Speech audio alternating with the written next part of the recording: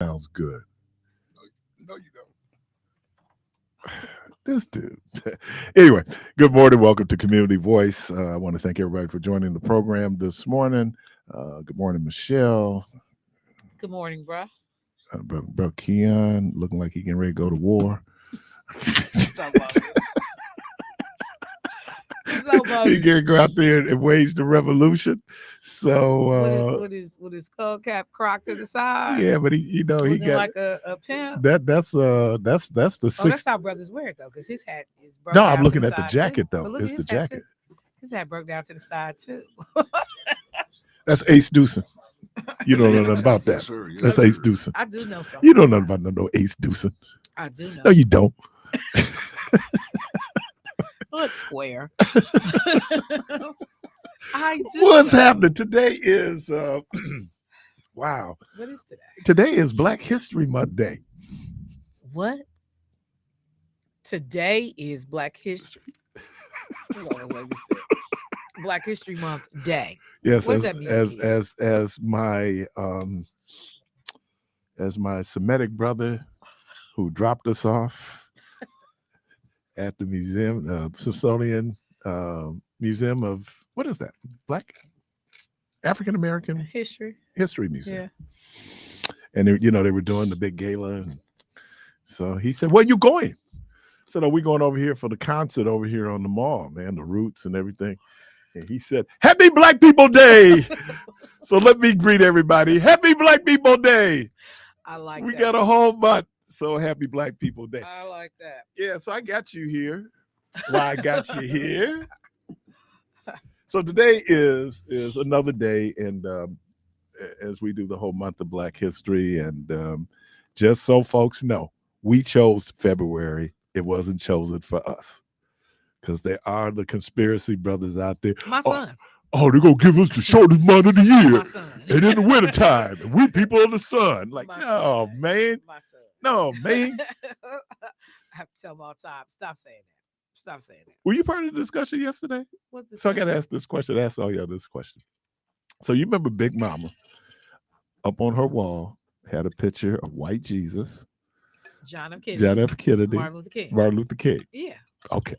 We had that in our house Okay. So I need to ask the question. until I got old enough. Okay. And I want to be clear on this, and the phone line's open. White Jesus, John F. Kennedy, Yep. Martin Luther King. Right. I think they sold them as a set. Because the way that everybody could have them in their house, like what was the odds of everybody having them three pictures? And they hung together, and Jesus was always in the middle. White Jesus. White Jesus White was Jesus. in the middle, Okay. and he was kind of elevated up a little White bit. Jesus. And then Kennedy would be on the left, Right. and King would be on the right. Okay. So All right. I think they sold them as a set. They had to. Somebody had to sell All right. it. All right. So now you Big Mama now. You Big Mama now. Okay. All right. So who does Barack Obama replace? 414-444-5250. He doesn't. Whoa, wait. Oh, White Jesus, John F. Kennedy, Martin Luther King. Who when you Big Mama, when you doing your wall and you looking for your set, who will Barack Obama replace? It doesn't work today. Yes, it does work. doesn't It does today work because there's still some homes. Number one, everybody's photos is on their phone. I People got don't it. even have pictures hanging up in their house. no more. Okay, but I'm just saying for this But- old school. But if you must be old school, like White Jesus came down a long time ago. Nah, White Jesus still up in a whole lot of houses. White Jesus still up. Now they know new Big Mama's houses. White Jesus came down a long time Not for ago. you free women. Free women. Not for you folks recently What kind of freed. foolishness. Recently freed. This sound I like called you freed. I didn't put you meat back in woman's work, yesterday. right? Woman's work. But who do you replace? Is it John F. Kennedy? You replacing JFK. White. You You're ain't not never take replacing down- White Jesus? You ain't never taken down King. Okay, well, King is a And keeper. White Jesus was already down. No, let's wait. I'm saying if No, White Jesus why are is you there. trying to make me Because keep one in of most these two people's white houses, no, you gotta choose. No, you don't. Yes, you do. You can take Yes, down. you do. People have taken down White Jesus. White Jesus ain't hanging up in nobody's house no more. Who house? If white Jesus is still hanging up in your house, please call 414-444-5250 so I can come take So a we can picture. send the letter. Nah, We're gonna send the letter. All right, I'm no, but coming. come on now. You gotta And wait. JFK show ain't up in nobody's house no more. Yeah, he is. No, he's Yeah, not. he is. Some people dude. ain't changed those What? pictures 100 since '73. He changed those When pictures. Barack Obama got elected, it changed the whole bunch. All right, Now, but his you still picture haven't didn't go answered up. my question. What? Is it I white told you. Jesus?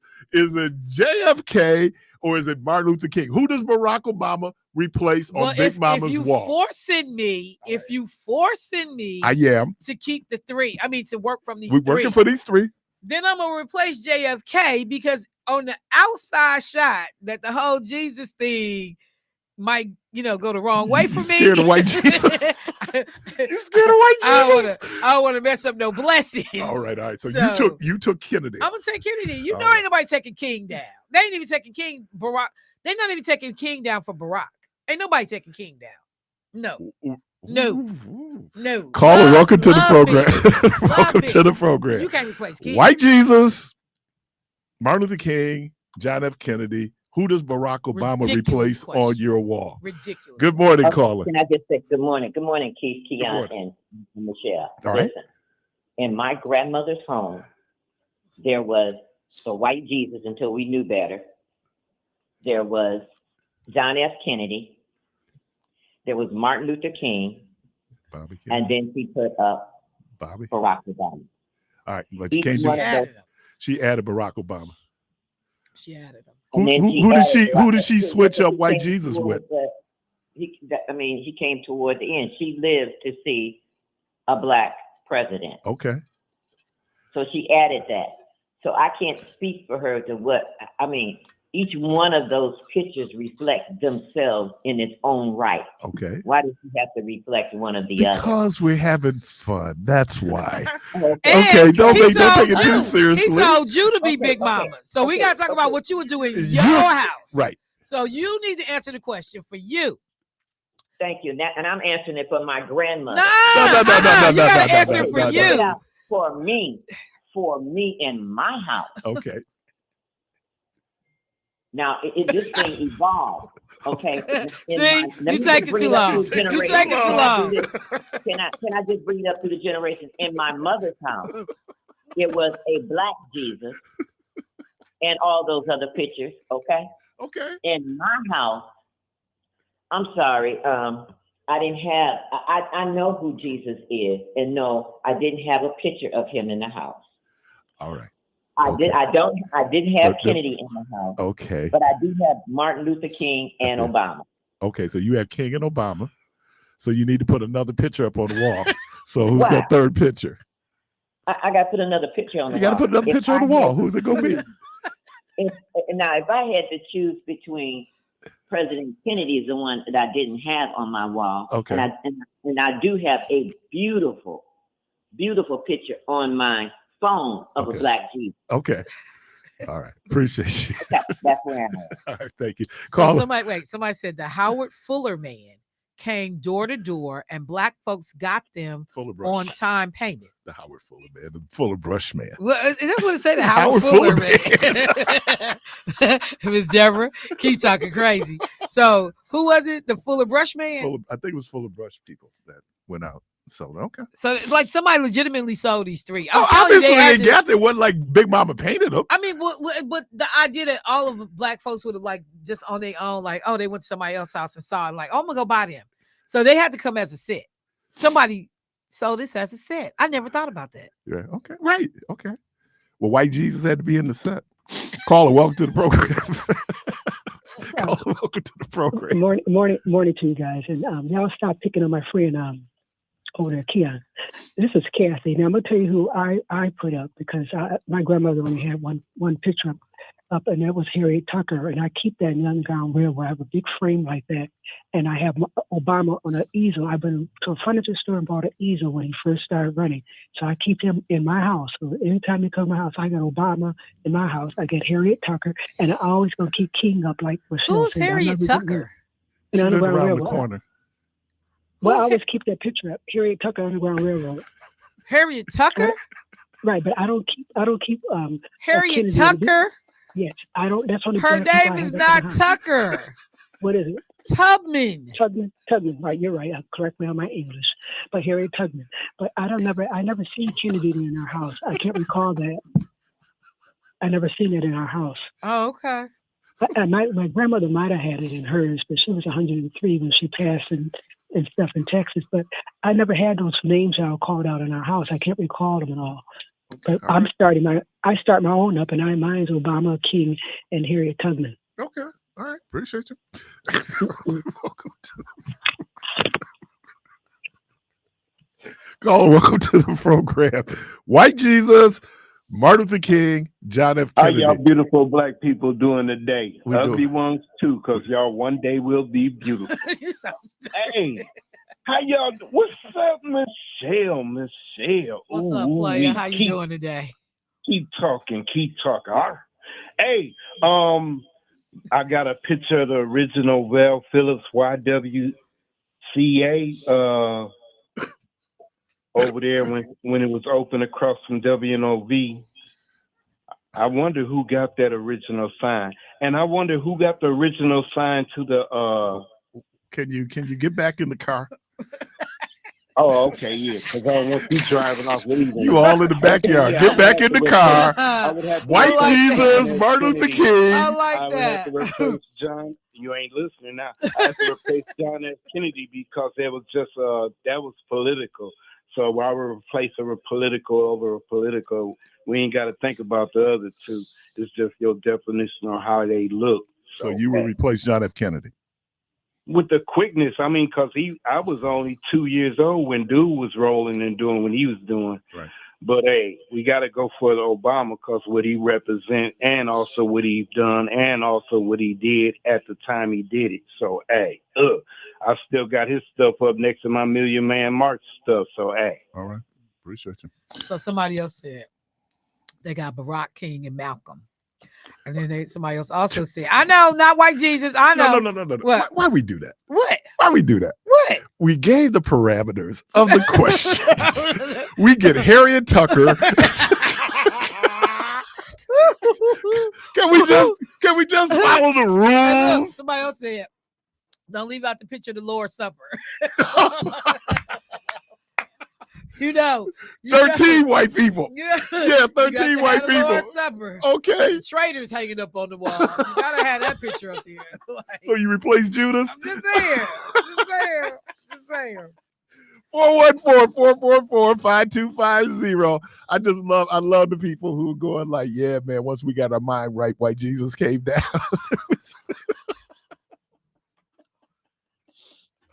Oh, Lord. All right. So who would I replace? You better say it. I got it for political reasons and just because I got to replace white Jesus. I got to replace white Jesus. So you're gonna take down Kennedy. I mean, you're gonna leave up Kennedy. I'm gonna leave up Kennedy. I'll leave up King. that white savior. But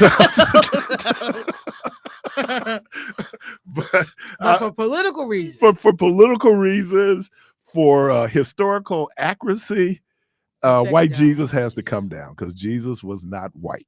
And so white Jesus and what white Jesus represents in terms of white supremacy and male superiority and subjugation of not just I heard when Meech had called in, he was discussing this idea back in the time of Jesus, and y'all were talking about women, and women didn't have any rights. Right. You know, I mean, none. Their job was to make children. Right. That was it. So, you know, you can't make the comparison. Shout out to brother Nate Luckett, the good folks there at New Pitts Mortuary. Good morning, folks. Everybody, hey. Man, them Cadillacs, no, they be clean. Oh, man, they be clean, boy. Although, not clean enough for you to take me out on a date in one. Remember, but if you love Jones, Bill Bellamy, right, took me along out of that hearse. I'm like, they ain't that clean. But all right, we got a call. Caller, welcome to the program. Morning. Good morning, sir. This is the Reverend Dr. Andrew Ward. I don't have any pictures, but I will refer you to the Holy Book, Song of Solomon, chapter 5 or 1, 5 and 1 verse, or verse chapter 1 and verse 5. In that verse, it is said, I am black and I'm beautiful. And people probably hate me because I is what I is. Y'all have a good one. All right. Wait, he said Solomon what? I gotta go look this up. I think, didn't he say 5 and 1?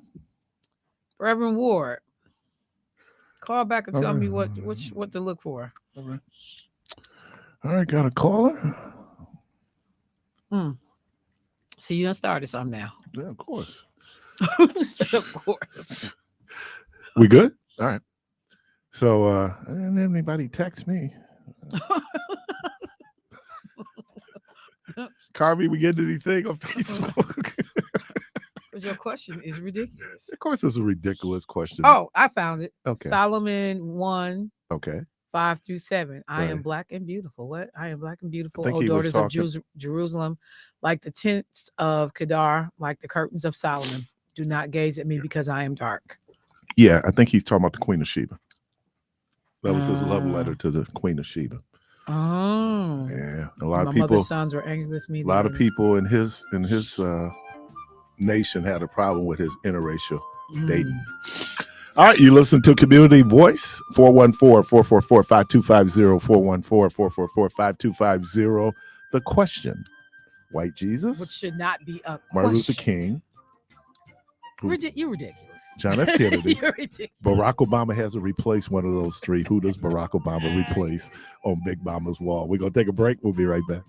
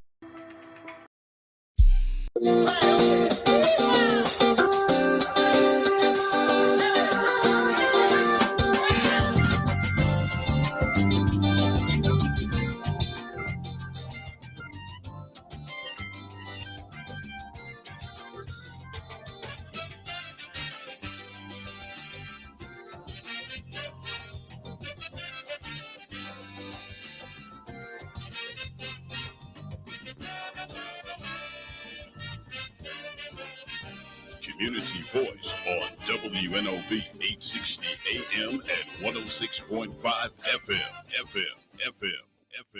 Well, you know what you're doing. Look at you. Caller, welcome to the program. Good morning. Good morning. Good morning. How are you? I'm blessed. And you? I'm doing well. All right. Well, I'll start with myself.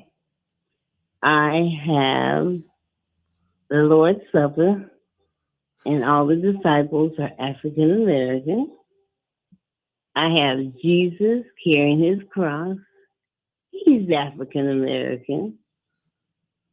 And I also have Black Jesus.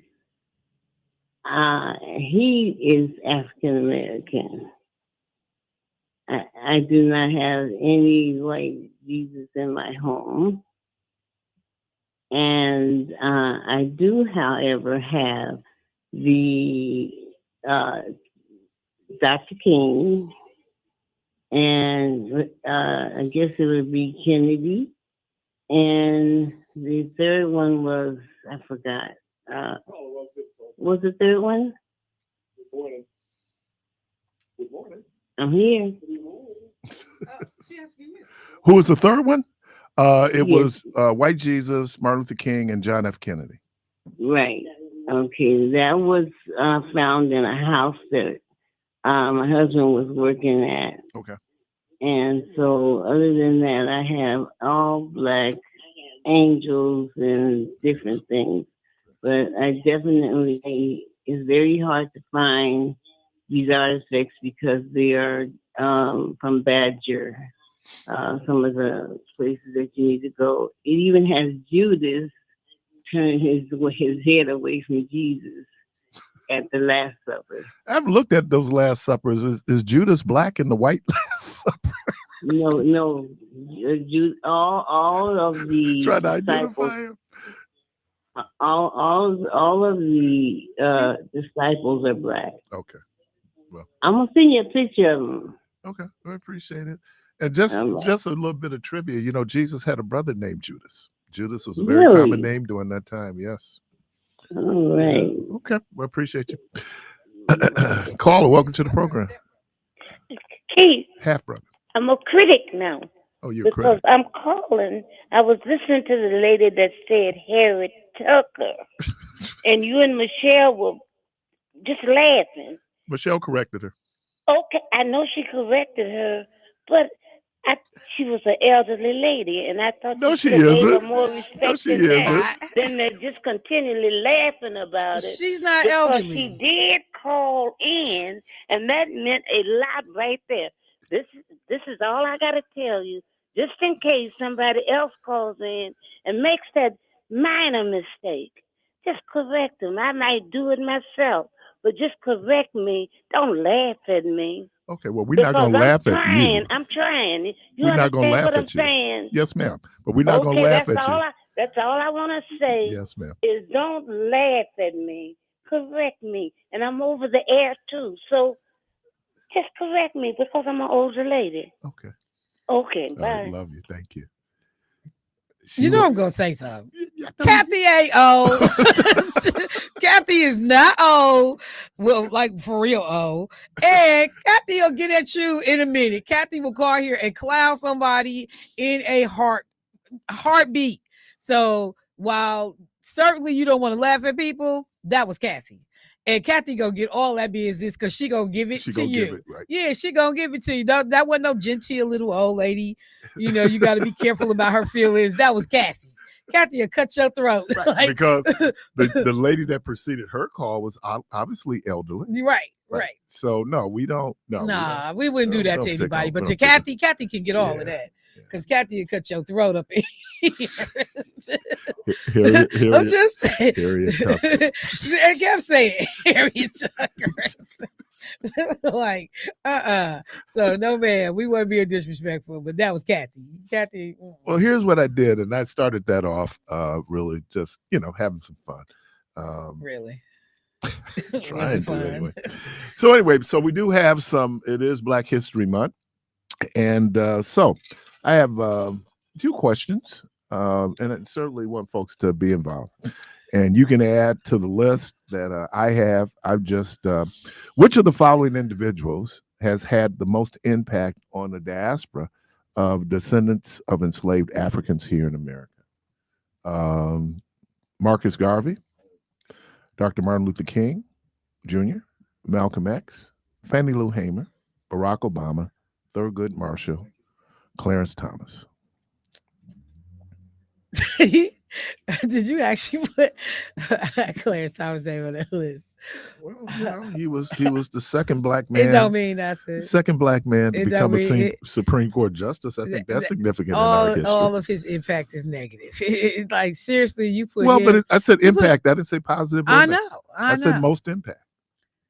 You put Clarence Thomas and Fannie Lou Hamer on the same list. Oh my God. That's ridiculous. Well, they're part of us. They're not. He's not a part of us. He's a part of us. No, he's not. No, he's not. He's not a part of us. And then the second question, and this is more significant events in Black history. The first Africans arriving at Jamestown, Virginia, 1619. Dred Scott versus Sanford decision, March 6, 1857. The Emancipation Proclamation, January 1st, 1863. The passage of the 13th, 14th, 15th Amendment to the U.S. Constitution. Plessy versus Ferguson, May 18th, 1896. Brown versus Board of Education, Topeka, Kansas, May 17th, 1954. And I got to do a cleanup. I was saying that August 20th. What's the question? Name some significant events in Black history. Oh, okay. Pay attention. Plessy versus, take notes. Plessy versus Ferguson, May 18th, 1896. Brown versus Board of Education, Topeka, Kansas. I did that. Emmett Till lynching. August 28th is not his birthday. His birthday is July 25th. When is Lena's birthday? July 25th. 25th. I thought they shared a birthday. Mm-hmm. He was killed on August 28th, and that's why they did the march. We were saying it was his birthday. Actually, it wasn't. Right. He was killed on August 28th. Passage of the Civil Rights Act, July 2nd, 1964. The Voting Rights Act, August 6th, 1965. The assassination of Dr. Martin Luther King Jr., April 4th, 1968. The Million Man March, October 16th, 1995. Barack Obama's election, November 4th, 2008. And then Trayvon Martin to George Floyd. Trayvon Martin was what, 15? When he was killed? Yeah, 2015. And George Floyd was 2020. Yesterday. He would have been 29. He was killed in 2012. Right. So from 2012 to 2020 and even beyond, but we can put names in there: Breonna Taylor, Michael Brown, Tamir Rice, Sandra Bland. How do I know these names? I mean, that tells you something. All right, caller, welcome to the program. All right, then I had to say that Martin Luther King Jr., because at his time, a lot of the youngins were 20, 17. They are grandparents now. So, you know what I'm saying? He had a large following. So at that time, he had the most power. And then I'd say Malcolm X, to those who were in school and thinking and tired of the basic. So yeah, those two. And then I got a question for you and Michelle. What bill is a Black person printed on? I mean, an actual tender note of money that's printed in America. What bill is he on? All right, thank you. Thank you. Caller, welcome to the program. You want to answer the question? I don't know. As you look it up.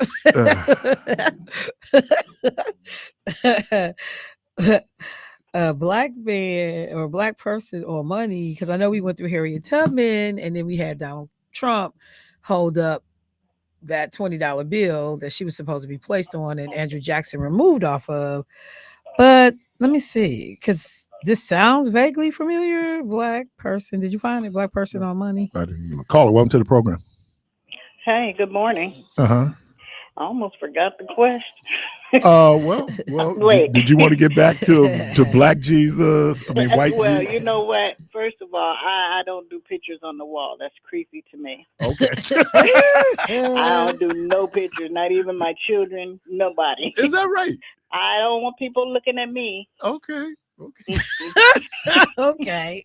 I really don't. That I know it sounds crazy, but I don't do that. Okay. So, but if I had to replace one, it would be that white Jesus. Okay. And that's just because I don't believe he's white. All right now. But what they teach you in Sunday school? You know, they kept flashing that man up there.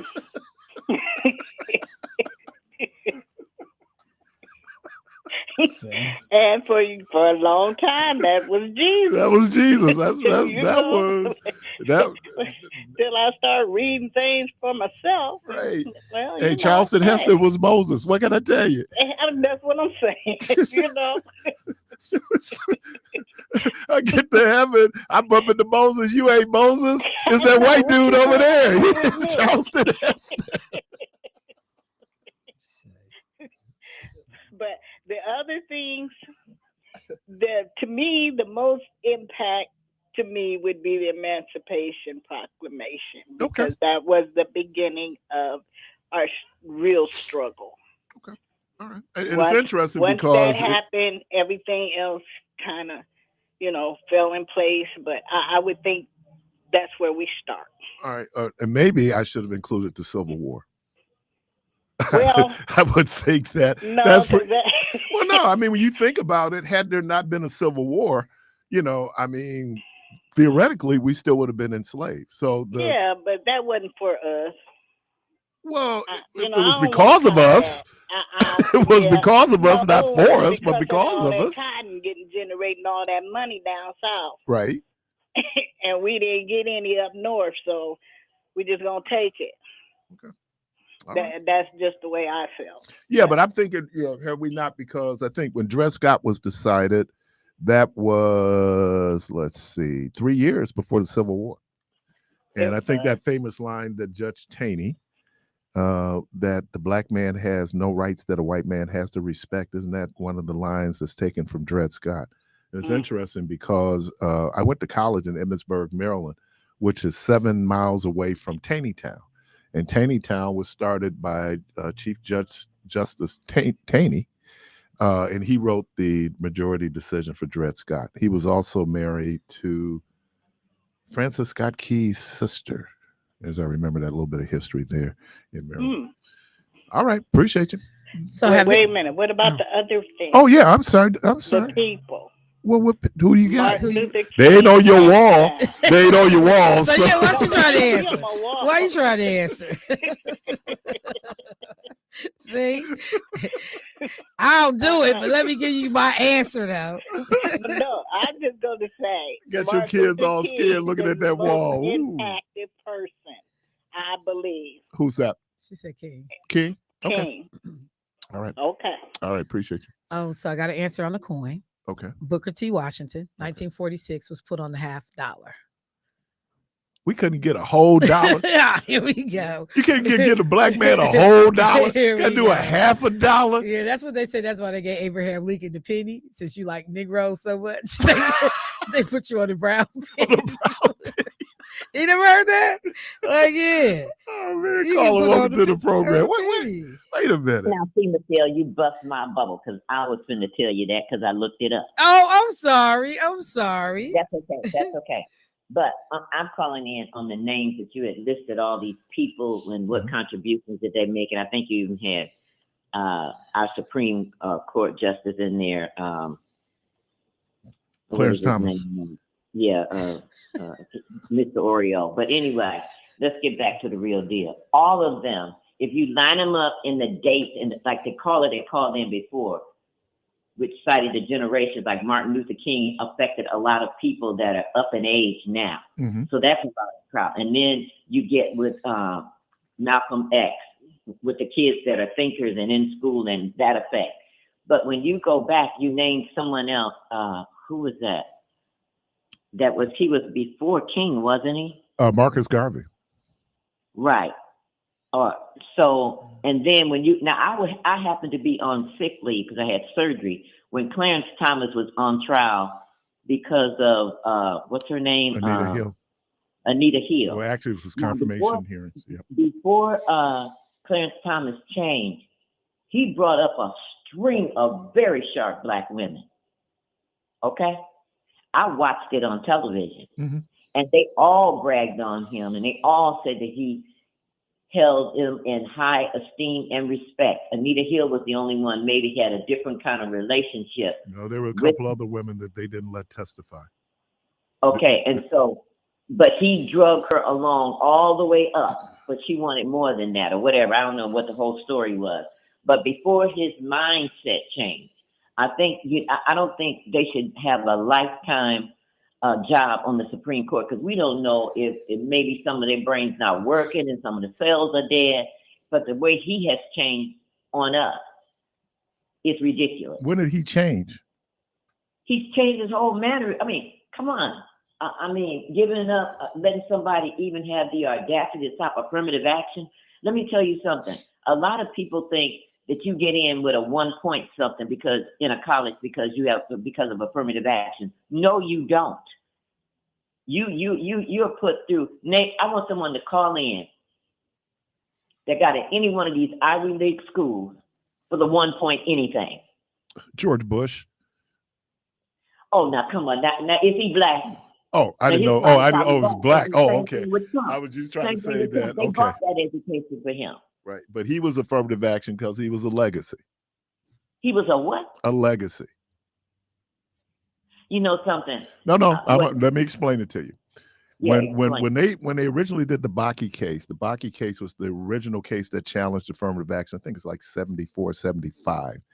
And one of the things that they talked about making the counter argument was legacies. And being a former college recruiter, I can tell you legacies are people who are usually children of alums, very prominent alums of the school, where they're going to get a special break getting into school, regardless of their grades, right? Regardless of their SAT scores, because they're a legacy. Or let's say you and George Bush apply, you have the same grades, right? Same grades, same SAT scores. Because he's a legacy, he's going to get in over you.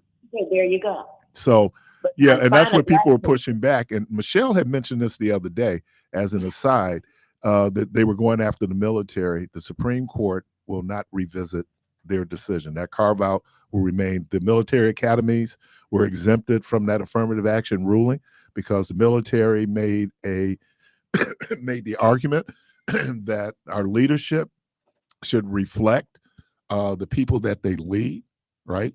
And Black people are overrepresented in the military. When you look at, I think we're like 13% of the population, something like 16, 17% of the military. So, yeah. And so I think that carve out, but my guy went after him. And no, the Supreme Court at this point says that they're not going to revisit the carve out that they did for the military academies. Okay, my thing is, I still want someone to call in that's Black, that got into an Ivy League university with a 1 point something. Most of the people that I've talked to that graduated from any of these schools, they had 3 point averages. Oh, of course. And most of them that got these jobs in where I worked, they came in overqualified, okay? So it was no favor. And when he had to break it down to a guy that made the comment to him, oh, you just here on affirmative action. He said, let me correct you on that. And he went through the litany of his accomplishments and degrees, okay? He said, now what did you get in on? You know, it's interesting. I'm trying to set up an interview next week around Dominican winning his first championship. And I've had some conversations with people post us being in high school together. And the assumption was that if you were a Black male at Dominican, you were there on athletic scholarship, right? And then there were other people there because they were there on some type of need. That wasn't the case for Black students. That wasn't the case. The majority of Black students were there. Their parents paid full freight for them to be there. There was no scholarships. Their parents paid for them to be there. So I'm having conversations with two of my white classmates. One was on the team with me. One graduated with me at an event. And I'm hearing about their financial difficulties and how it was an opportunity for them to go to Dominican because they got scholarships to go to Dominican. They were white. And so when I heard that, because they asked me the question, I have a little clip of an interview that they did with me, and they asked me, so what was it like coming from Milwaukee, basically coming from a Black environment, going into an all-white environment?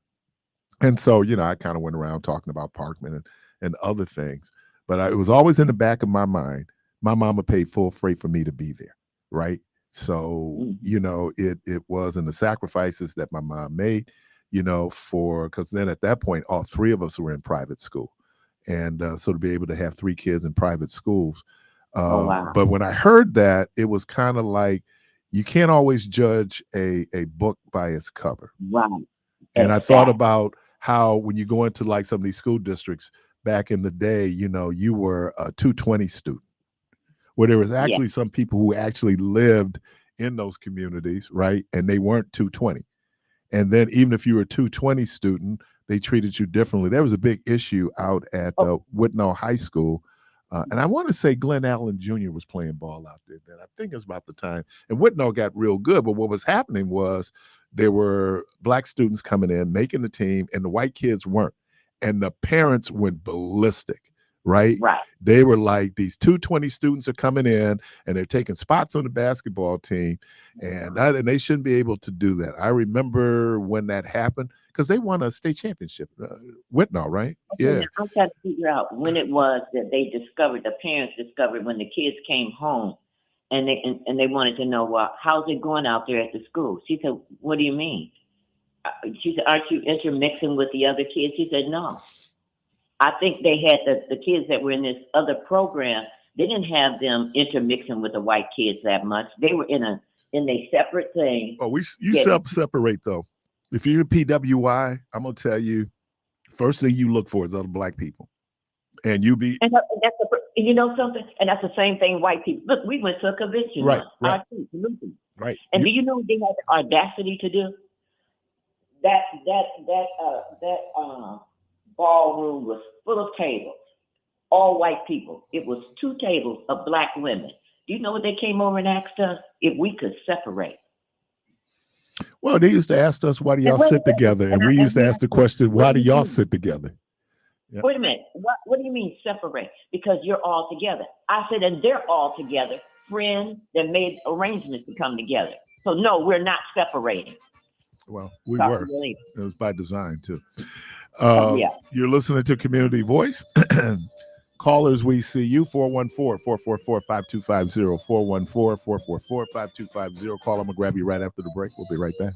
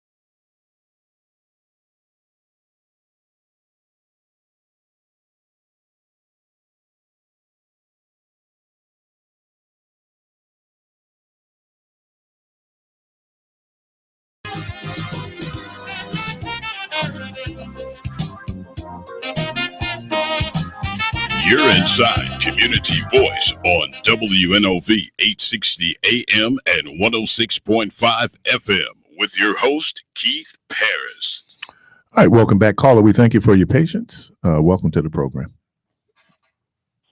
Good morning. Hey, good morning. How y'all doing? Good. What's happening? Hey, is Michelle still there with you? No, man. She had to go and do her real job. You ought to quit. I hope she listening. That's what she'll tell you. I got a real job. Hey, question. There's 3 people that have seemed to fallen out of the Black history conversation that I think are extremely important to it. Gabriel Prosser, Denmark Vesey, and Nat Turner. Okay. I mean, so any idea as far as what you know, why are they falling off of the Black History Month celebrations? Because in 1800, when Gabriel Prosser planned the first rebellion against slavery, and of course, Meach's ancestors gave it up to the white men, and they took him out, took him and 25 of his followers out. And you know what? And he had put together, that was in South Carolina, right? Right. He had put No, together. that was in Richmond, Virginia. I thought that was Nat Turner. No, I said, I'm talking about Gabriel Prosser. He was the first one to do it in 1800. Okay. In Richmond, Virginia. Okay. And Meach's ancestors gave up, leaked the information to the boss man. and boss man, hung him. Why are you gonna put that on Meach's people, man? Come on. Because listen to him. You hear him. You hear him. What did he tell Michelle? He go to Iowa and talk to them white folks in Iowa because they like the things he says. That's what he said.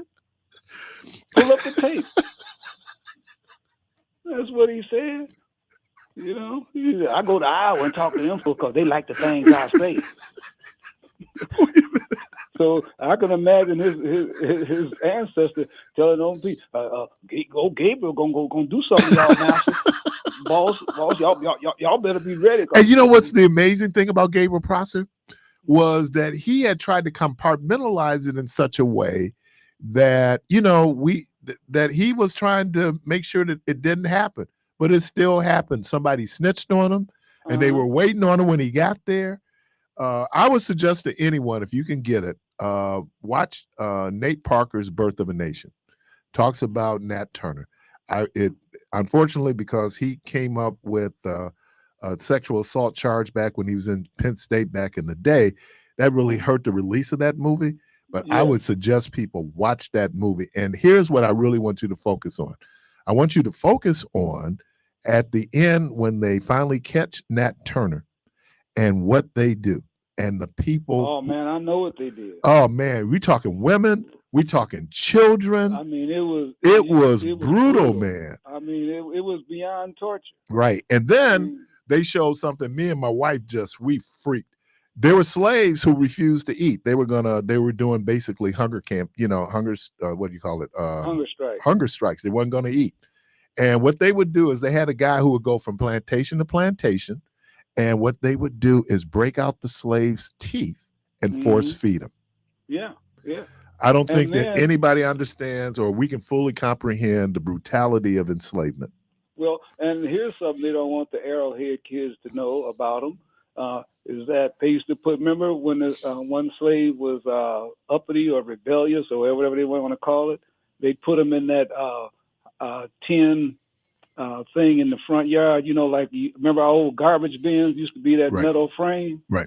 They put them in there and boil them to death in that 100-degree weather in Mississippi and make the slaves eat them. And that's what happened to Drum and Mandingo. Yeah. They made the slaves eat them. If you didn't eat them, I didn't know they made them they eat kill them. you. Well, so, and this is the stuff that, and they want white folks want everybody to believe they have a benevolent history, a kind history. No, not with enslavement. And here it is, all documented about the things they did, and that's why they talking about they don't want to make their kids feel uncomfortable. What they don't want their kids to know is the truth about them, about their ass. Right. They don't want them to know the real deal. And I think that again, and so thank you. I'm gonna add them to the list of Gabriel Prosser, Denmark Vesey. Denmark Vesey was in South Carolina, right? Yeah, he was in Charleston, South Carolina. He did his in 1822, and Nat Turner did his in North Carolina in 1831. Right. And so, you know, those to me are the true primary heroes of everything that we do today, because they gave their lives just like Martin Luther King gave his. And there were rebellions prior to the formation of the colonies, and that's where the Virginia Slave Act came from, because indentured servants and enslaved individuals had bound together to push off the tyranny of those folks in power. So they just put laws together saying, again, obviously that Black people and white people could not have sex. Yeah. I've been doing reading, you know, Black History Month is always a great time to go in and read. And you hear a lot about how for Black women, the importance of Black women was because, remember, I think it was like 1809, 1808, when the importation of slaves was outlawed. So now we had the breeding, right? That's where other countries were still importing slaves, like in Brazil, for example, because Brazil is right across the ocean, a straight shot to Angola and Mozambique. Right. The average slave only lived to be 22 years old. The brutality of the enslavement in Brazil was such that, and what the Portuguese would do, just go across the water, get some more slaves, come back, you know. So I think I think that's why you don't want people to hear that history, because once you know something, you have a level of responsibility. Right. That's why there are a lot of people who are purposefully ignorant, because they feel like if I'm ignorant, if I don't know, I don't have to take responsibility. Well, now also I take exception to that, because there are people that know and know that if they acknowledge it, they have to take responsibility. Right. You see, and that's what we're dealing with today. DeSantis, Trump, all the whole Republican Party, they know the history, but they can't. America as a whole, even with the Republicans and those that are not Republicans, refuse to acknowledge it, because that means they got to do a call to action. Something has to happen to address it, like reparations. That's why you mentioned reparations, and they go hog mad, man. They lose their minds. They don't even want to hear that. That's why that anger, you know, that anger that they have towards us is because they know that if they acknowledge us and acknowledge what was done to us, something has to be done to address it. And that's where the anger comes from, where they want to kill us. Well, if I just get rid of them, I don't have to do nothing. Yeah. Yeah. Well, you know, it is the white man's burden. And I wonder, you know, the conspiracy brother in me wonders, what are they going to do with Black men? Oh, they're doing it now. They're putting us in prison and killing us, or got us killing each other. I mean, I was just thinking, man, when I was looking at the Fox 6 news online yesterday, and I see all these young Black men still going to prison for doing crazy stuff. And man, it just hurts my heart. And I look at them, you know, and I'll give you an example of what's going on. I was talking with my cousin in Denver, and his daughter has a master's degree in business administration, and she's a vice president in a corporation. And she told him, said, you know, he asked her, said, well, when you going to get married? When you going to do this and that? And she said, well, Dad, when I look around, I think I might have to marry a white guy. And he said that really upset him. And he called me and was talking about it. And I told him, I said, well, look at the situation.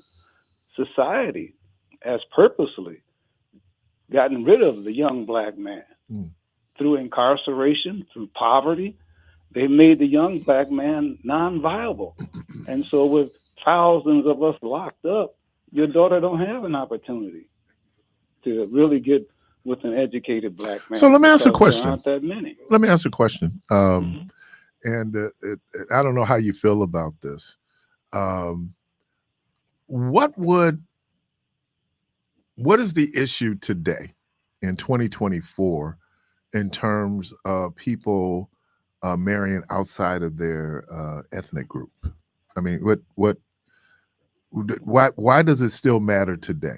And I know it sounds like a rhetorical question. It matters for a lot of reasons for a lot of people. But I'm just a little curious because when you think about it, even how we're raising Black boys and how we're raising Black girls, and this is really anecdotal. This is a real generalization, so this is applied to everyone, where we are more harder on girls. Can you be more harder? We're harder on girls to be more disciplined, to be more academic than we are on boys. I think just an observation, we allow our boys to play too much. And I think that there has to be a discipline that we need to put on our young men where the possibility to be, because they're very smart. You were talking about, I spent a lot of time working in correctional facilities, and I never walk out of there thinking these some stupid dudes. No. What I walk out of there thinking is these are very, very bright men, right? But choices, right, derail where they were. But I think it's also the purposefulness of what we're doing where for our boys, and look, being a former athlete, I understand athletics, and there's a certain level of discipline. But I think that and I said this about my mom, I think she should have been a little harder on me in terms of the discipline when it came to the academics. Because once I figured out I was smart, that turns into a whole different thing, right? But I think the way we raise our boys, we let them play too much. And then I think early on for our young men, we have to teach them responsibility early, right? I think that will have impact on everything going forward, down to the most basic thing, making sure that we are a positive presence in the lives of our children, all those things. And I just think that we just play too much, and we've been allowing boys particularly to play too much. Well, you take that, what you say, play too much. Okay. We've got some issues in the homes, not every Black home, and I don't want to say that because a lot of Black homes are raising strong young Black men. Mm-hmm. But in those that don't, now we've got to play too much and let them have too much free reign and not enough discipline. Right. Then they wake up to the everyday assault that's coming at them from school, from television, from, you name any angle, the media angle, you just name it. All these assaults are coming at you saying you ain't nothing, and we're going to make sure you know it. And they're not being taught how to deal with that. But I came from a strong home, and I seen how my mother and father dealt with it by instilling in me. The one thing that they always told all of us is that, remember this, nobody is better than you. Nobody is better than you. And that's the mantra I live by. Nobody is better than me. No, and and I think they try to tell me. And I know that it was so important that we be well behaved. I mean, I had to be. Right. And I was telling them the story. I did a tribute. I was talking about my grandmother, and I said it yesterday, how I never clowned on the bus when my grandmother's friends were on the bus. Right. Mm-hmm. I knew how to be well behaved. Now, when they weren't on the bus, but I think that's good that you need well behaved. But I also think the academic piece has to be, I think we just need to emphasize that more for our men. Well, now here's a problem with the academic piece. You've got a lot of parents that are illiterate, and it's not, some of it's their fault, some of it's not. Mm-hmm. So when a kid sits down with a book and says, hey, Mom, look at this, help me with this, and they can't help them, they're embarrassed. Right. They're embarrassed. Yeah. And they say, oh, you're going to do that. So, you've got that issue that you have to deal with. It was interesting to hear Monique in her stand-up.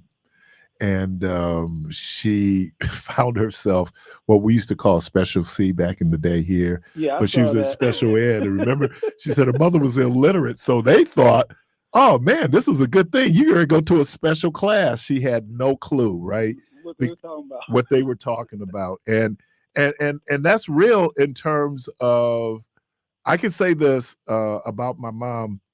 She was a real advocate for her kids when it came to education. And I told the story about Miss Beeman. And Miss Beeman, because I was having a tough year. I was a third grade. It was tough for me. I don't know what was going on in my life. But I was just such the most misbehaved young man ever. And she got so frustrated with me. She said, Keith, I'm going to put you in Special C. I'm going to recommend that you go to Special C. Now, back in the day, everybody knew you didn't want to go to Special C. Not the stigma piece of it, but that was too. but a lot of bad things happen in special C classes. Because I never saw a girl in special C. No, it was all boys. Oh, it's always boys. So, and what type of boys are in special C, right? Boys that act like Keith. Yeah. But Keith couldn't fight like some of those boys in special C because you're going to be fighting, right? So I was like, so my mother goes in parent conference and the teacher says, Miss Parris, this Keith is just here, is just there. He's smart, but he's just there. I think he really needs special C. My mama go, ain't nothing wrong with that boy. And then I thought about this scripture. When the Egyptians were hot on the tails of the Israelites, and they're at the Red Sea, and they're scared, and they're going forward, and then Moses says, stand still to see the salvation of the Lord. But then he said this, these Egyptians that you see today, you will see no more. My mama said the behavior that you see, you will see no more. That's going to be handled, right? But she advocated for me because let's say I had a mom who just didn't know, didn't bother. I would have been in special C. And that's where a lot of the kids are today because they've got, think about it. A lot of them parents had them when they're 14, 15, 16. The grandmama's 32, and so the grandmama didn't know what to do because, like Big Mama, my grandmother we didn't call her Big Mama, but I kept wondering why when I was a kid, my father and the rest of the older men in my family would call her Vice. And one day my father told me, he said, son, when I was messing up and acting up or your uncles were acting up, we go to your grandmother to get some advice. And that's when it dawned on me, I appreciate you. They call her Vice for short, they go get some advice from her. Yeah. Okay. Yeah. Appreciate you, man. Thank you. Yeah. Okay. Take care. Caller, welcome to the program. Thank you for allowing me to speak again. We were talking about affirmative action. They tried to get rid of that, and you were saying that none of the black students that were led into those Ivy League schools were unqualified. No, I didn't say that. When I was in high school, I repeated the 12th grade twice because in those days, if you missed the grade, if you failed the grade, you would still move up to the next one. They would hold you up in the 12th grade. So I had a 1.9 average. We took this test that everybody takes in high school. I think it's like a college qualification test. And I scored real high on that. The counselor, Miss Tyler in particular, took me to the office and put me in the upper classes, the advanced classes. Mm-hmm. And she provided me with a full scholarship to college. And I tell everybody I had a full scholarship to college. I did not play ball. And other people who were on that scholarship when I got to college, I found out they were on the same scholarship and they were top of the class. Two experiences that I've had. When I finished college, I got drafted right away, but I took an exam for a job, and I scored in the 90s. But they gave me a 70% on the interview. The interview was the cutoff. I took an exam here in the MPS because I wanted to be an administrator, and I scored in the 90s on that one, and only two black people passed that test. That's Miss Mosley, who became a principal at MLK, and myself. On the interview, I got 48, and there were 4 blacks on my interview panel. I know they were bought and paid, and there was 1 white. And I did speak to all of them. But what I'm trying to say is they have a cutoff for qualified blacks. They do the interview, and that's how they cut you out if they don't want you. Y'all have a good one. Yeah, I pointed out the other day, one of the issues that Jewish folks have against affirmative action is quotas.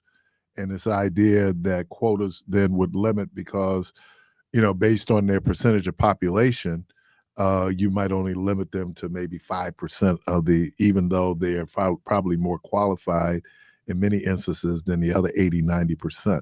So that was a real issue. And this is why you had people of, you had Jewish folks who were against some of these affirmative action programs, not because they benefited black folks. They realized if you did strict quotas, and that was the term that was used in Baki, that they got rid of quotas, numerical goals, because of the impact that would have. And I think Asian students are also making that argument that based on where they are academically, they might lose a spot to someone who has not had the same academic record. Let me say this as a former college admissions officer, it's more than your grades. It really is. It's more than your grades. It is, what do you do in terms of extracurricular activities? It's the type of classes that you take. There's a lot that they should be looking at when they go in and make a decision on who's going to be admitted into college. But here's our problem. Because we start at a deficit, right? When you look at they did a study a few years ago talking about the average MPS student who got into UWM had to take remedial math and reading classes, writing classes, right? So they weren't prepared even for, and your freshman year, even freshman year work, some of these students coming out of MPS, it wasn't their fault. It had everything to do with the resources and how do you, one of the things that when Dominican would do, and still, I think they still do, but I know the brochure I took home to my mother, it said that 100% of their graduating students will be accepted to a 4-year college. Now, if you look at university school, they're going to tell you that 80 to 90% of those folks graduating from school will go to an upper level school, right? They're going to be at Harvard, Yale. They're going to be at Swarthmore. They're going to be at Amherst, right? Because of the rigorous education that you receive at university school will prepare you. As a matter of fact, some of the classes that they're taking there are college level, or classes that most high schools don't offer. Russian literature. Dominican, we barely had English. No, we had French and Spanish. But, so I'm just saying that's it. And so when people argue with me about, you can do more with less for a little while, but resources really matter.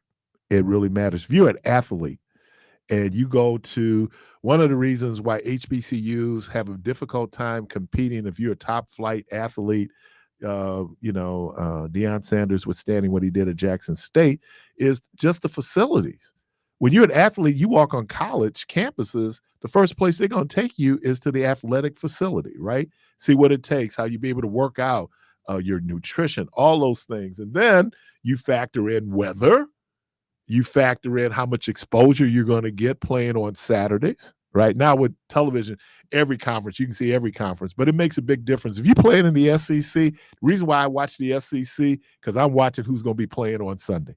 I was just looking at the top 25 folks that are going to be drafted, and I want to say 15 of them are coming from SEC schools, Alabama, Georgia, right? That is, because that's, but so I think that, and that's why I have such a visceral opposition to choice, because you cannot educate a student at $6,000 or $7,000, where even at a struggling system where they're paying $12,000, how are you going to get a better product? Now, you have the exceptions. You have like the St. Marcuses of the world, right? But then they're supported by a whole educational piece of the Lutheran Church.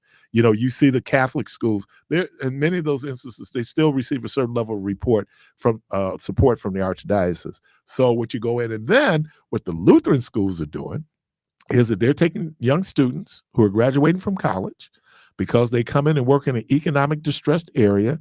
Their loans can be forgiven, right? Certain loans, certainly government loans can be forgiven. So you get those teachers, but once they get 4 or 5 years in, those loans taken care of, they're gone. because they can go to another school district. Plus, they've gotten experience teaching, and now they can go to another school district where they're going to make more money. You're listening to Community Voice. We're up on a break. Caller, I see you. I'm going to grab you right after the break. 414-444-5250, 414-444-5250. And yes, the Last Supper, if they're all white, has to come off the wall. We'll be right back.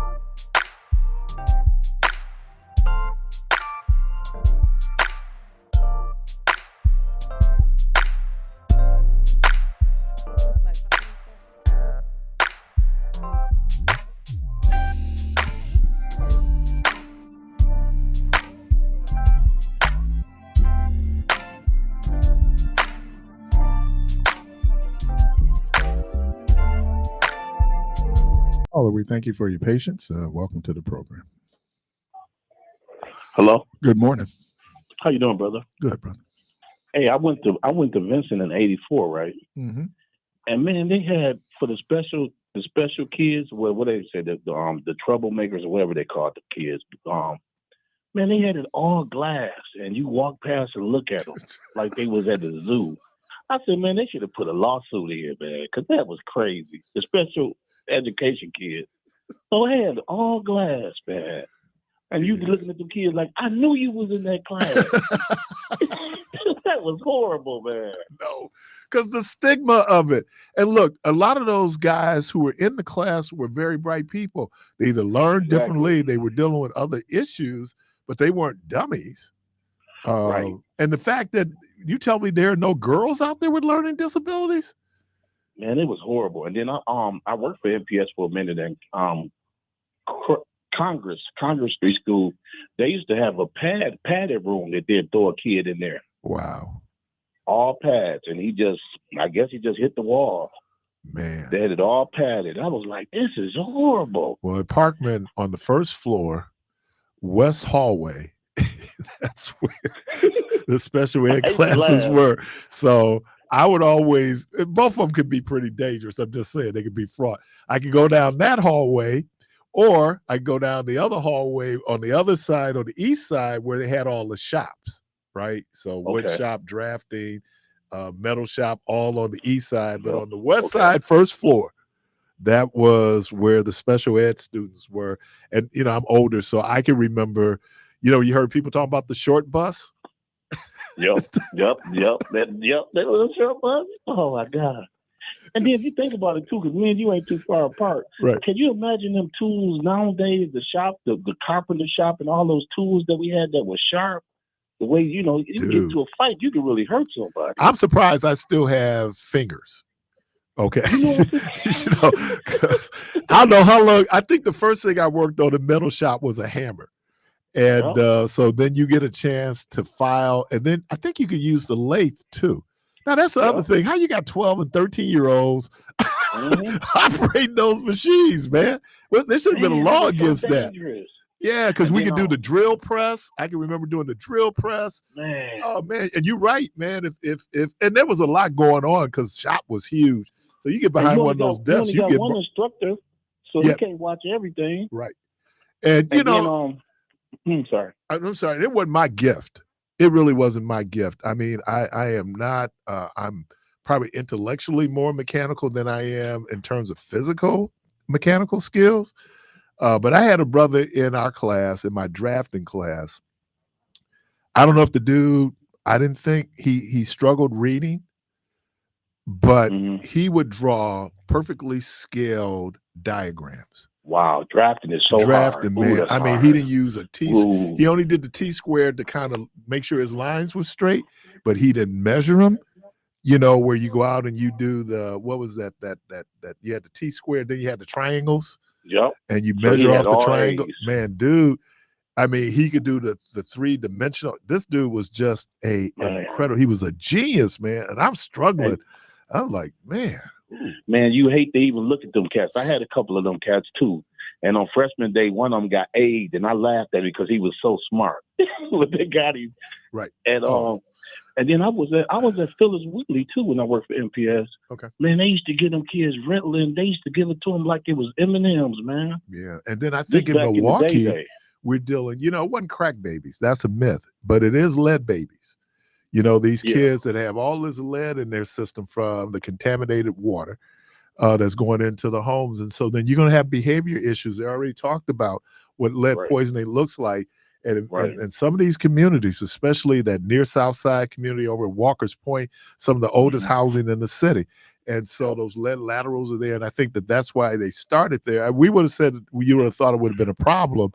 But when you think about it, a lot of that housing, because I'm thinking my house was built like 1947, 1948. But even then, we had the same issues there, right? And but no, the South Side, and then that area around 12th and Valete, there's a lot of those houses are coming down. They're more than 100 years old. As a matter of fact, the house we lived in on 5th Street, 3371, is like 125 years old.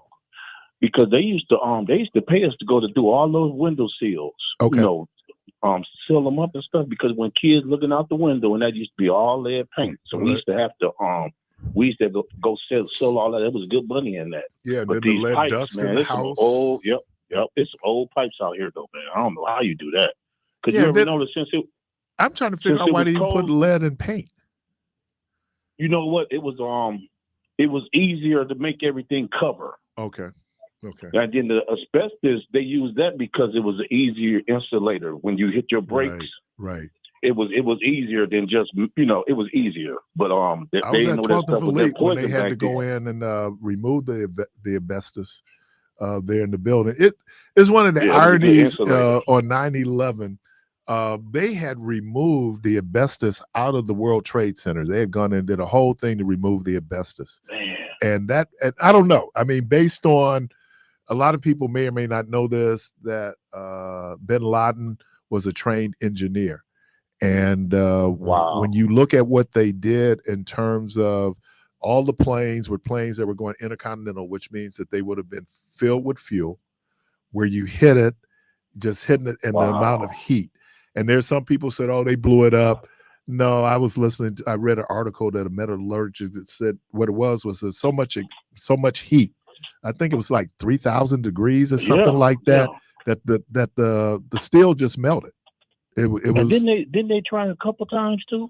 Yeah, well, the first time they tried to blow it up in the basement. That didn't work well.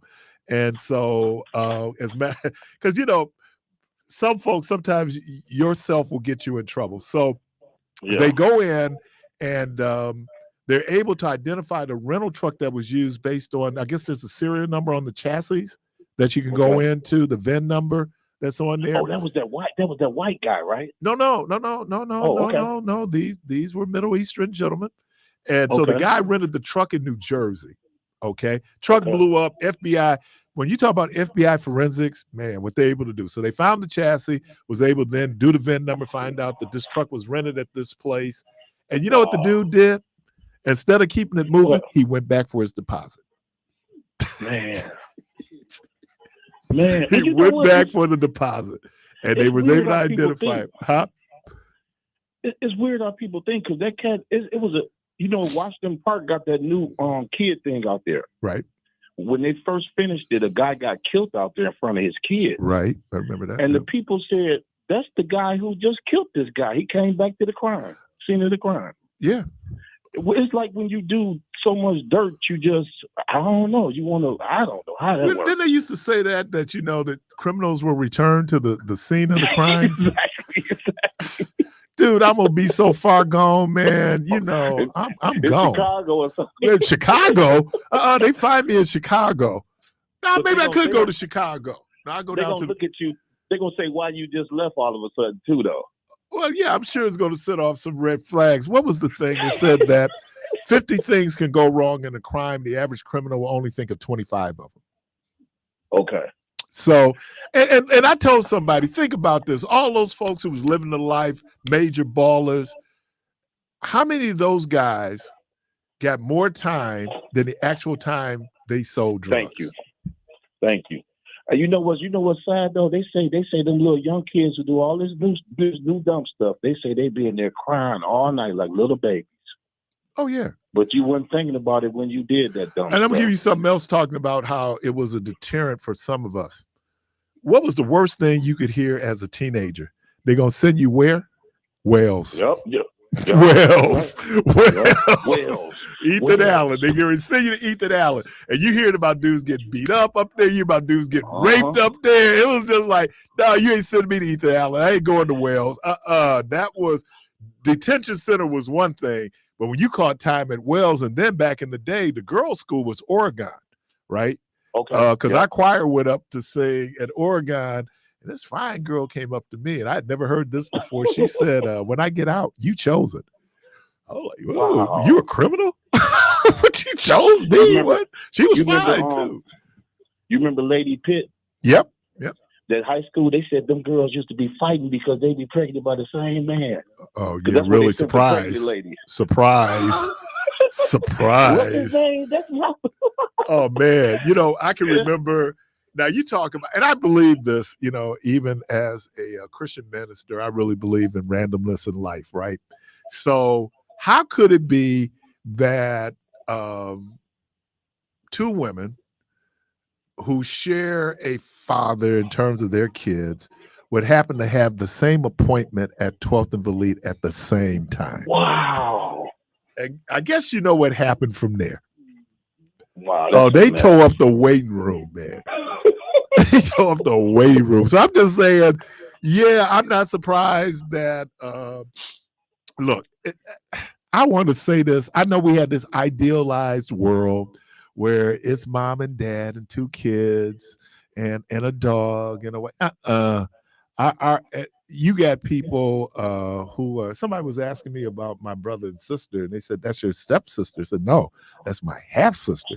Now, in the African American community, if you grow up in the same house, you don't use the term Use half. No, that's your sister. No.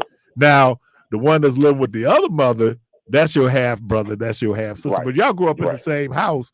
Never use that That's term. your sister. That's your sister, man. And so when I was filling out applications, people come in and do applications for AFDC, they need family relationships then to figure out how to determine the grant.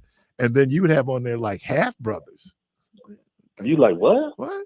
That's my brother. We got different daddies, but that's my brother. Matter of fact, my friend said something. She said that, everybody had their own daddy. That's my family. And then she said something else that I just thought was and this is really pejorative, and maybe it's too soon, and maybe some folks are going to be upset. I was telling her I lived on 5th Street, and we had 4 to 5 Durrells on 5th Street. So each Durrell had their own designation, right? The Durrell who lived next door to me was Little Durrell because he was the smallest Durrell. There was Durrell Duncan, right? He got his whole name. So there's all the different Durrells. And she said, well, on my block, we had all these juniors and wasn't a daddy in sight. Wow, that's deep.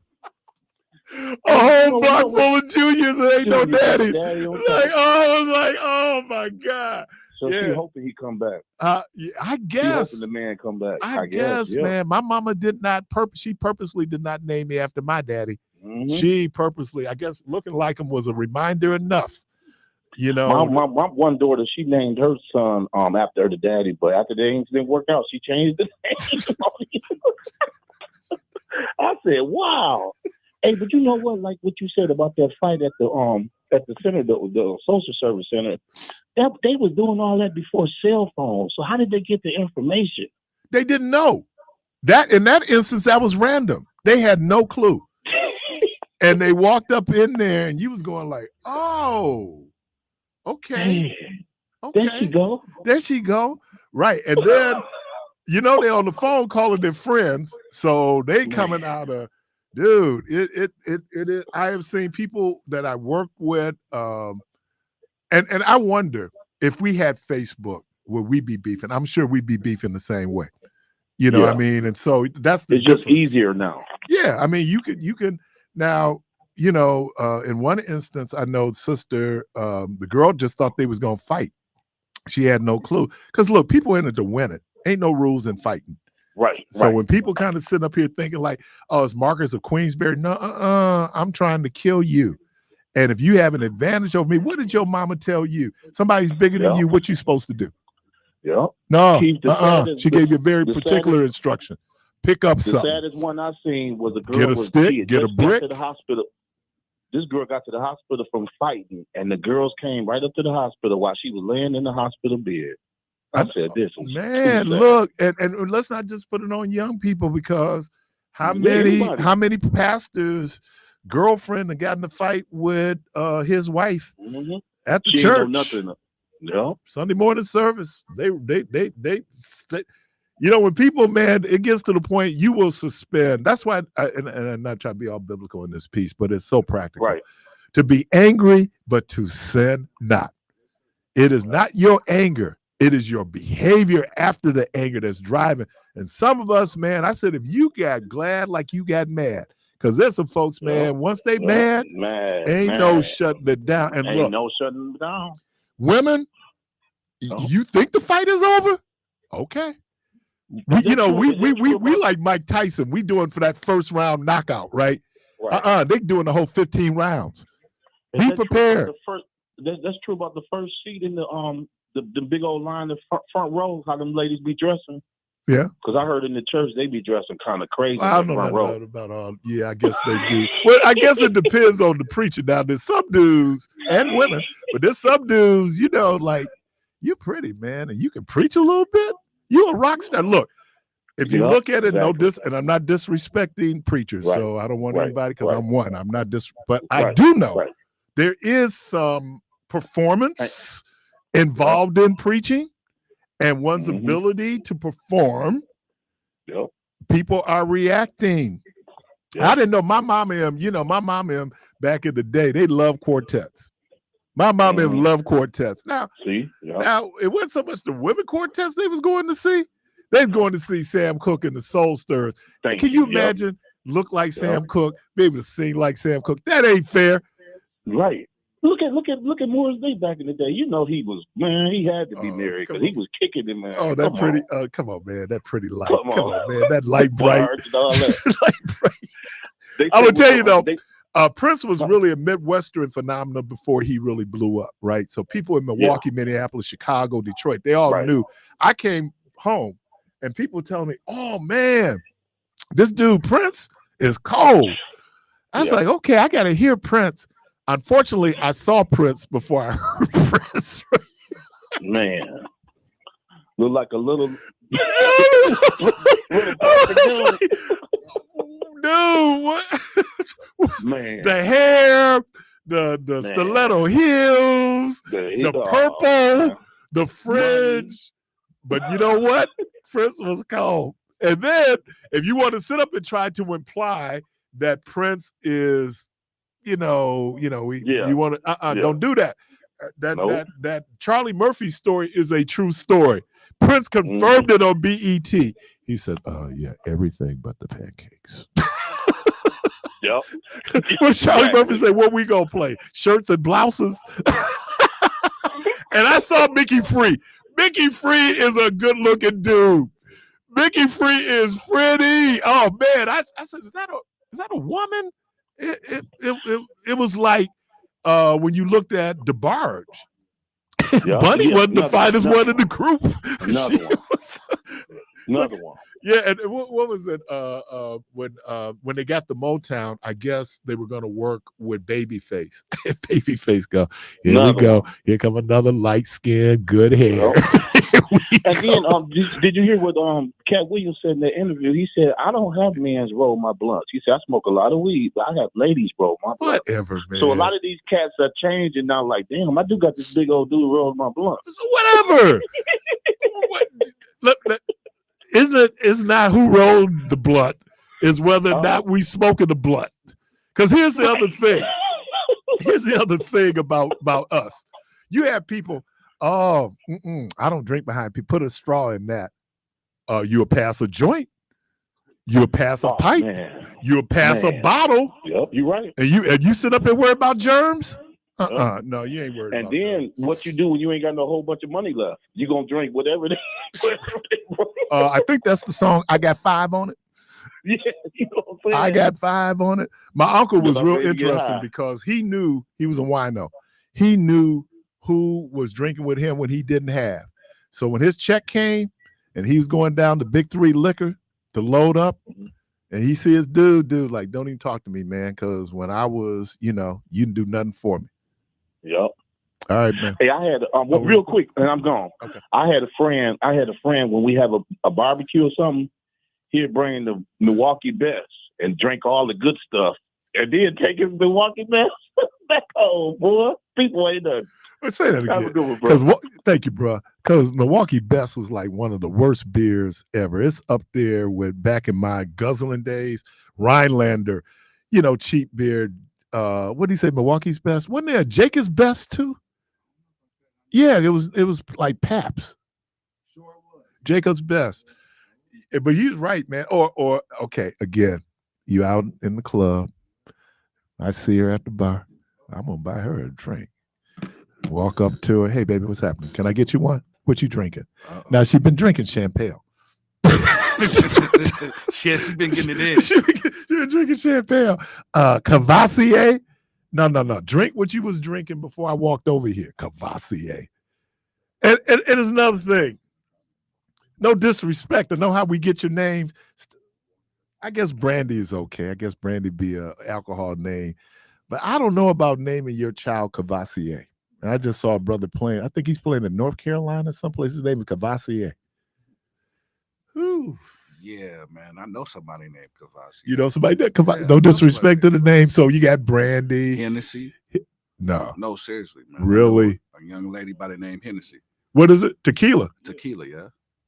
It's just crazy, man. I think they was drunk when they named their kid. Man. It was under the influence. So what they call you for short? Shot? Right, right. That part. Shot. Caller, welcome to the program. Hey man, that's some funny stuff. You did not got somebody. We was at a club, a party at the Lantern Club. Somebody spiked all the wine with some acid, messed up everybody. And after that, you wouldn't drink nothing you didn't see uncorked, or you bring your own stuff. Oh man, real talk. And then at my bachelor party, somebody spiked the marijuana with some cocaine, and you was smoking, going, something's wrong with it, man. You almost died, brother. I said, so yeah, there was a point by which you had to say, oh no, I'm not going behind you. I'm not drinking behind you. If I ain't got my own stuff, I ain't doing nothing. And then you just had to, by the time I got married, then you just had to quit. You just had to say, that's it. I can't. But you know what's crazy, man? No I went to spots where they had like serious covers.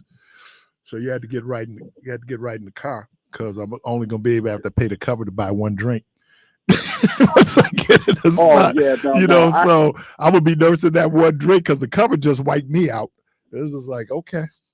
If the cover was too bad, we had a party in the parking lot. We just you get right in the car. You get right in the car. You know, ain't going up and you just looking I ain't going in there. I ain't going up in there, man. I mean, just like and we were having that discussion the other day about when you set that cover, and this was back like in the 70s, late 70s, where there was spots that was $25 to get in. Oh yeah, and I remember going on the east side, and when they didn't want no black folks there no more, they just changed the music. All of a sudden you go, real talk. And you partying, brother, and all of a sudden here comes some Chicago or some other stuff. You go like, what did they do, man? They want y'all to leave. So they just changed the music. But that's you know what, how Tyrone? Oh Lord, y'all playing country western? Oh, I'm you better put on some of that Waylon Jennings. Oh man. No, you didn't have to worry about playing it. All you had to do is be in an environment where you hear somebody go, yee-haw. You say, well, time to go, y'all. Well, but you know what? You could play Celebration by Kool and the Gang, which is the white people's party anthem. If you want to see white people party, I mean, like get down party, play Celebration, because Yahoo is in that song.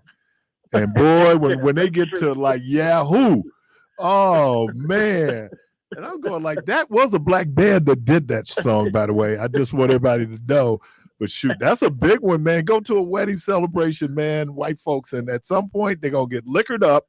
And then I don't know what it is for black folks. I don't know what once we get liquored, this is the song. But celebrate, gotta give it up.